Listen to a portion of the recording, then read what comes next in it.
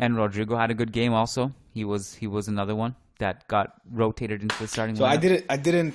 It was I had a dinner that evening and it was on in the background and it felt very boring. It didn't feel like No, I had a lot of fun. I guess as a neutral, it was less exciting, but I really enjoyed it actually. You walked away with an easy 3, basically.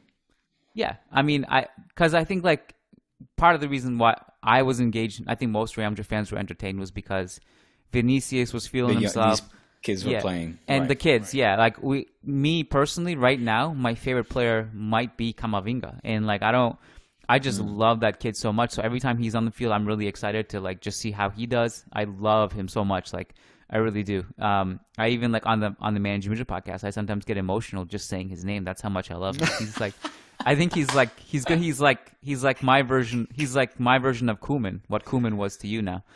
So as a player, obviously. Hey. Yeah. That's part of the reason why I was excited. I love him. I love him. Cannot be your Koeman.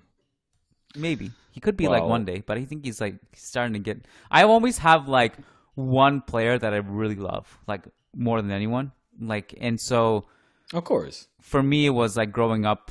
It was Raul, obviously, and then after that, I think Modric took the mantle. And Bale, it was Bale for a while too. Bale, I really loved. And now I think it's Camavinga. Wow. So I hope Camavinga can stay for a long time. Now it's just a vague acquaintance, a vague memory. Hey, man. Mine right now is he's going to play against Chelsea. Ansu, Pedri, Gavi. Yeah, those 3. Yes. Good choices. But of course, Koeman was like it was my first jersey, bro. It's still my only jersey with a name on the back. Koeman, you're put Camavinga cannot be my Koeman. That is, you are a grown man with the father of 2 kids. You're not an impressionable adolescent or even what was at the time 9, 10-year-old. Yeah. Listen, Champions League. What's gonna happen tomorrow? Right? Tomorrow? No, Wednesday. Tomorrow, Real Madrid plays Chelsea. Tomorrow. That's why we're doing the pod today, by the way. I didn't know that's why we're doing it today, but I'm thankful for doing it today because. Also because I got out earlier than I would normally do. But yes, that's one of the reasons. I would like to preview that though before we spit up the vines. Okay, let's do that. I also really, really wish that Villarreal Bayern was not at the same time. I would just love to, if that was like scheduled 2 hours before the Real Madrid game, I would love to just watch that one in peace, I'm sorry, Villarreal submarine listeners, if we have any. You guys are going down hard. This is not going to be a contest, I think. Which makes it extra painful because they could have been up more than 1-0 based on how the first leg went. Yeah. So. Yeah. Exactly. Yeah. I think they're in for a beating now. But it's funny because I know exactly where your mind is right now, and it's not to jinx them. You actually genuinely just want every good team in this competition to stay in there just to make Real Madrid's life as impossible as possible. And so I know that's not even a genuine jinx attempt. You actually want them to go hard. You want them to go down. Evil son of a bitch. For this, not even for the Spanish football flag. We don't even. Diego's off. This is Churros y Tácticas podcast, man. We got to support all the Spanish teams. I'm sorry, it's true, and normally I would, especially against the German side. But that's I want true. Lewandowski to put fucking 4 past Madrid before he signs with Barca. Future Barca signing Robert Lewandowski. Any truth to those rumors? I don't know, man. Well, I mean, I don't know. You hear things. All right, that's for another day. There's not like much to preview for tomorrow that I think that hasn't already been said, because like I mean some of the newer wrinkles that maybe haven't been said is that Chelsea's momentum and morale is probably a little bit better now. They're coming off that 6-0 thumping of Southampton. Lukaku's injured, so maybe some thoughts that trickled in of Lukaku dominating Nacho in the air are gone now. Obviously, not having Militao is really going to be painful for us. Hopefully, not too painful. So you guys really rate him, huh? Militao, Militao Yeah. has had an awesome season, and Mm. we're really, really happy with that signing in hindsight now. I think there are definitely mistakes that he makes, but in terms of a leader, in terms of not backing down to anyone, in terms of his ability to read the game, he's fantastic. He'll make mistakes, and he's made several this season, but, look, we went through like half a decade of Ramos mistakes before he actually became amazing. So we Right, also have right. experience in just, hey, like, I know we're not known for being a patient club, but a lot of our legends had to go through a lot of growing pains and mistakes before Of course. they reached that status. Yes. So uh, we're very happy with him. I don't know how tomorrow's going to go. Definitely feeling nervous about it. I'm feeling more nervous about it. Nervous. Yeah, I'm feeling I more thought you feel nervous about it comfortable. than I did. I was nervous about the first leg, actually, and I think that's probably just Hmm. because tomorrow is even more at stake. The season's on the line. When Real Madrid could go out or advance. I mean, this is everything comes to these moments. Everything we do, all our work, all our fandom, it comes to nights like tomorrow. This is what it all comes down to. This is what we all wait for. This is what we get most nervous about is nights like this. So, yeah, nervous for sure. Hmm. Nervous. You never know. Like I see too many But people talking about 2 goals. Like 2 goals is shit all, man. Like you can go into mm, halftime down 2-0 and then score 3 goals in the second half easily. You can score 2 goals in 5 minutes. 2 goals is nothing. I don't see this big. I'm not confident about just. I mean, it's I nice to have, but agree. it's not a big I thing. agree. I agree. However, looking at Chelsea's momentum, looking at the turmoil that is surrounding the club within not just at board level, but also in the pitch with Tuchel and Lukaku, and it's all a bit off with Chelsea, and I don't think they have the mustard might. They don't have what it takes to, at this point in time, take out a Real Madrid that has a 2 goal cushion. I'm not saying that they cannot win maybe 1-0. Like Madrid's a better team, and they're playing at home, and they got a 2 goal cushion. Their leaders are in the league. They're about to win the league title. They're at least gonna win this one. Spoken like a sincere culé who wants nothing but the best for Real Madrid. I don't think you're wrong in anything you said. I think the mental state of both teams is different. Although, look, I mean, I can't say for sure. They did just win 6-0. You never know what they could put together for a game like this.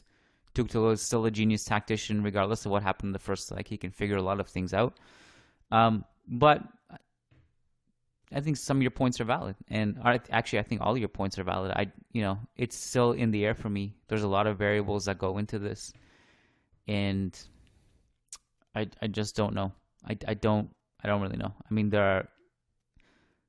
I'd be curious. One thing that I'd be curious about, and I don't think Chelsea will. I don't. It'll be interesting to see how aggressive Chelsea will be to start this game. And one thing in particular I want to see is how they work the Reece James matchup. And will they go with 4 at the back or 3 at the back? 4 at the back seemed to do them better defensively in the second half against us, but 3 at the back was worse defensively, but also better offensively. So I wonder what Tuchel does there, and how much they'll chase the game early on. Because if they chase the game early on, and Vinicius gets space there, then that's a great sign for us. But if they become a little bit more pragmatic and just try to nick a goal before halftime and not go so gung-ho, I think that actually might work in their favor in some way. Because Real Madrid attacking low blocks, that's something that they can struggle with. I don't think Chelsea will go deep anyway, but I think they're capable of having a very solid mid-block where they can cut off passing lanes and they can make sure they cover the space in behind the fullbacks through coverage, and they have a really good overall press when they want to implement it. So I think, and that wasn't apparent in the first leg because they just were bad for whatever reason. But it's one of those things I'd be interested to know what. So a couple things. One is, will they go with 4 at the back or 3 at the back? How aggressive will they be to start? And whether Yeah. or not they'll try to implement a high press or not. All these questions that I have. And I also, like, if Carlo goes with the first like starting lineup, I'd be pretty happy with that. Obviously, with the one change being Nacho from Militao. We'll see. And can Chelsea capitalize on their chances and be efficient? That's always their question. The goals, the chances, right? I mean, this game, I didn't see it. I'm going over some of the highlights now. Which one? Where Southampton? It seems like it was a perfect game for everybody from a good Werner, confidence obviously, game. to Mount, Alonso, etc. Yeah, efficient in their chances of goal, something which they weren't, of course, in the first leg against Real Madrid, where they missed. Lukaku in particular missed those sitters. We'll see. Hopefully, like you said, they can come out aggressive early on and have some chances, convert those, start putting pressure on the home side by being up 1-0, and go into the half maybe with a goal advantage. Who knows? Maybe 2-goal, and make this a battle. Make this a knockout round where they still fight for their lives. Let's not forget. I mean, they're still European champions, right, at the moment. So never underestimate the heart of a champion. We'll see what they can do. Any love or any hope for Atletico versus Manchester City on Wednesday? Absolutely. What did I say? Absolutely. Manchester City. I got that right. I thought you said United. You did, yeah. No, I thought I said Manchester City, but the way you reacted made me question whether I said the right team or not. Because I thought I was thinking United. I just saw a headline with United, and yeah. Anyway, but yes, both ways. The answer is yes. It's very interesting battle between what we talked about several podcasts ago. This battle between Pep's vision and Simeone's vision, the 5-5 low block vision versus the initiator and the risk taker. So who will win? It's going to be tight, I guess, because Simeone knows exactly what the fuck he's doing in the back and limiting space, attacks. It'll be very hard for City to add to their goal tally in the Wanda. And they'll have to be also quick in transition to stop any counter attacks coming from Joao and company. It's interesting to see what Simeone would do, because the general feeling will always be that they'll go into a low block and shit house and try to counter, which is obviously on the table. But when you look at them at home, they've always been more aggressive. Whether it's Juve, whether it's Liverpool last season, they just Manchester United this season, where they were just literally just throwing people around and putting the ball cleanly, attacking. I mean, it's just at home they're just a different kind of team, and I just wonder if will they do that against that? Will they go into bully ball mode? Because I think that's something that they're great at. I feel though that Simeone, it's also it's a mental game for him as well, and he knows that he'll be frustrating the shit out of Pep with that approach, that the same that Mourinho did with Inter Milan, for example, at the Camp Nou that year. When we should have advanced to the final. Well, I guess my concern for them, if they do go back into the low block, is that where are the goals going to come from? Because they're not a blitzing counterattacking team, and no, unless you really, really get great transition attacks from Carrasco and João and Griezmann, and Marcos Llorente is going to be super important. Yeah, I mean, they have a lot of players to do it, I guess, but from a positional standpoint, it's going to be tough for them to even create chances and escape their half if they go that route. So very curious to see what happens. But I do think that they can beat Manchester City. I actually really do believe that. I think it's probably 20-80, but it's there. If Simeone can push this game 0-0 into the minute 80, he'll be well happy with that. Yeah. And then we'll see sort of the colchoneros come out of their hole, I would imagine. I think that's really the pro. I don't think we're going to see a gung-ho from minute one and be like, come on, let's look for the goal. I think Simeone will be happy to sort of stretch out the 0-0 for as long as possible. Or he'll do Try to that, see. and he will get an away goal, and then he will get an early goal rather, and then he'll go into lockdown mode. What's up, YouTube? This is Kiyan Sobani. Thanks for watching that clip. It was actually a segment from this week's Churros y Tácticas podcast, which went up yesterday. You can find that anywhere you get your podcasts. It is currently Tuesday. You're likely watching this before the Real Madrid-Chelsea game tonight, or maybe you're watching it to see how wrong we were tomorrow or whatever. But this is super important. This is what I want you to know. Maybe this might be the biggest takeaway you take from this video is this moment right here. Tonight, we're doing a live Zoom podcast for patrons only. So if you go to patreon.com/Managing Madrid, you get a Zoom link. You join us after the game, 1 hour after the game, and you're going to join us for video analysis, live breakdown. We got 3 to 4 hosts tonight. Myself, Matt Wiltsey, Omar Arvin, Eduardo Alvarez. We are going to go deep on this game, probably a couple hours. There's a chat box you can partake in. We have a record amount of patrons right now and record amount of attendance on each live Zoom podcast we do. We took away the Zoom limit. It's going to be an absolute party. So make sure to join over on patreon.com/Managing Madrid. And one more thing.